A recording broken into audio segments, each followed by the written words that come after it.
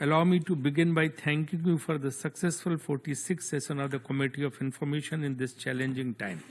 I also thank Under Secretary General Melissa Fleming for her informative briefing on the work of the Department of Global Communications. In today's interconnected world, access to accurate, timely, and impartial information is essential for safeguarding peace, promoting social harmony, and enabling informed decision-making.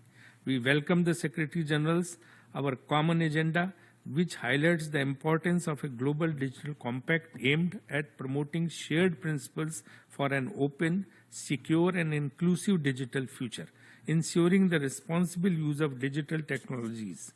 As part of the 2024 Summit of the Future, the compact will complement the proposed Global Code of Conduct by fostering trust in public information. Inclusive access to information is essential for fostering trust, accountability, and good governance, guided by the principle of Vasudhaiva Kutumbakam, which means the world is one family. India emphasizes that information must transcend barriers of nationality, gender, religion, or culture. An informed citizenry plays a vital role in combating misinformation, curbing corruption, and holding governments accountable. Aligned with democratic values, India believes in empowering people through reliable information for the collective progress of humanity. A functioning democracy is dependent on access to information for all people. As one of the few democracies that guarantees the right to information, India's 2015 RTI Act empowers every citizen to seek information from public authorities, ensuring transparency and reinforcing democracy. Indian government hold the right of information at utmost priority. The RTI framework has enabled effective implementation of various policies and laws, strengthening public trust in governance. Mr. Chair, misinformation and disinformation continue to pose serious risk, undermining trust in public institutions and dividing communities. In addressing these challenges, it is critical to also consider the threat posed by digital fraud. Digital frauds encompasses a range of deceptive activities conducted online that exploit financial, personal, or business information, posing significant threats to individuals, businesses, and national security. To counter these challenges, India has made significant strides in expanding digital access and combating digital fraud. The Parliamentary Standing Committee on Communications and Information Technology, established in 2024, has actively addressed digital payment frauds and recommended enhanced security measures.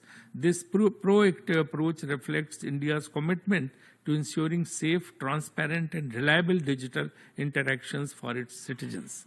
Between 2017 and 2024, broadband subscriptions in India increased by 227%, rising from 294.8 million to 964.1 million. Additionally, India's internet economy is projected to grow sixfold, reaching 1 trillion by 2030, driven by e-commerce, digital services, and innovative technologies. Initiatives like PM Wani provide affordable public Wi-Fi networks, enhancing internet access across the country. Project BharatNet connects over 250,000 gram panchayats with high-speed broadband, ensuring rural communities benefit from digital infrastructure.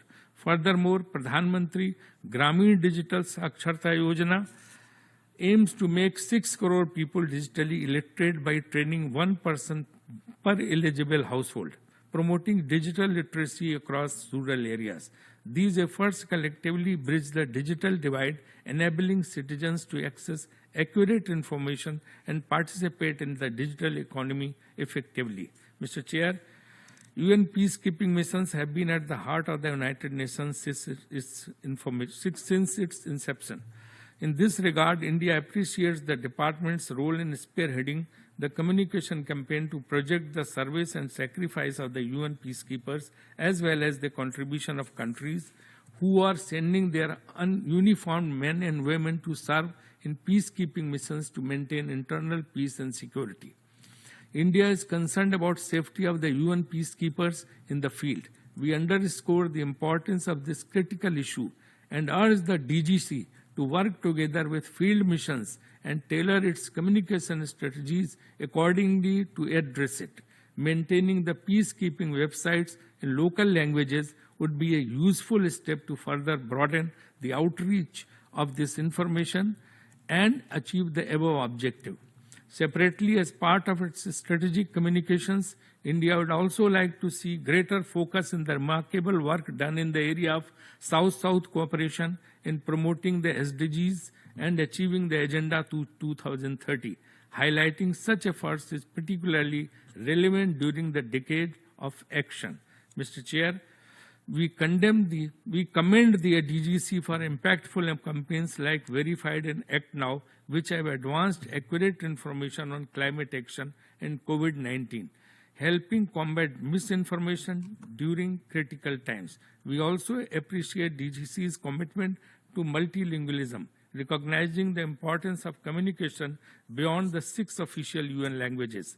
The success of UN social media accounts in Hindi, which have gained substantial followings, highlights the importance of outreach in diverse languages. Expanding such efforts will enhance global inclusivity and foster greater engagement with communities in their native languages. Reinforcing the UN's role as a trusted source of information across cultures. India also welcomes the role of UN academic impact in building a diverse network of students, researchers, think tanks, and institutions that are generating innovative solutions to global challenges. We appreciate UNAI's efforts in fostering collaboration between the UN and these critical stakeholders. We acknowledge the News and Media Division of the DGC for its extensive work in promoting multilingualism.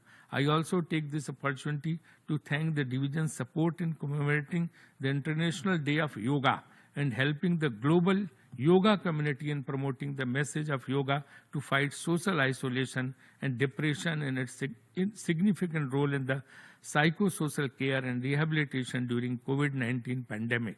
Mr. Chair, with financial constraints affecting DGC, there is a need to explore innovative ways of resource mobilization beyond regular budgetary allocations, especially for content in non-official languages. India is pleased to collaborate with DGC to develop a model that consolidates news and multimedia content through the UN News portal and social media in Hindi. We look forward to expanding this partnership to enhance the impact and visibility of these efforts. Globally, engagement with member countries to address misinformation during an infodemic and learning from each other will go a long way to understand the issues and to find suitable solutions to address the concerns. India believes that a transparent, timely, and trustworthy flow of information furthers democracy and allows our citizens to take informed decisions. Mr. Chair, a delegation has yet again used this August forum for peddling lies and falsehood. It is habitual for this delegation to resort to the disinformation and misinformation, including in this forum. This delegation tends to measure the world's largest democracy using similar yardsticks. However, let me be clear. Real democracies function differently. The people of Jammu and Kashmir turned out in record numbers in the recently concluded free and fair elections. No amount of disinformation and misinformation will change facts on the ground.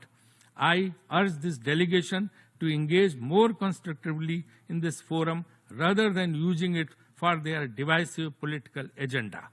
Mr. Chair, let me conclude by assuring you and the Department of Global Communication of India's continuous support to the department's activities and initiatives. We will fight with the virus of misinformation together and deliver a positive and reliable impact for peace and better world.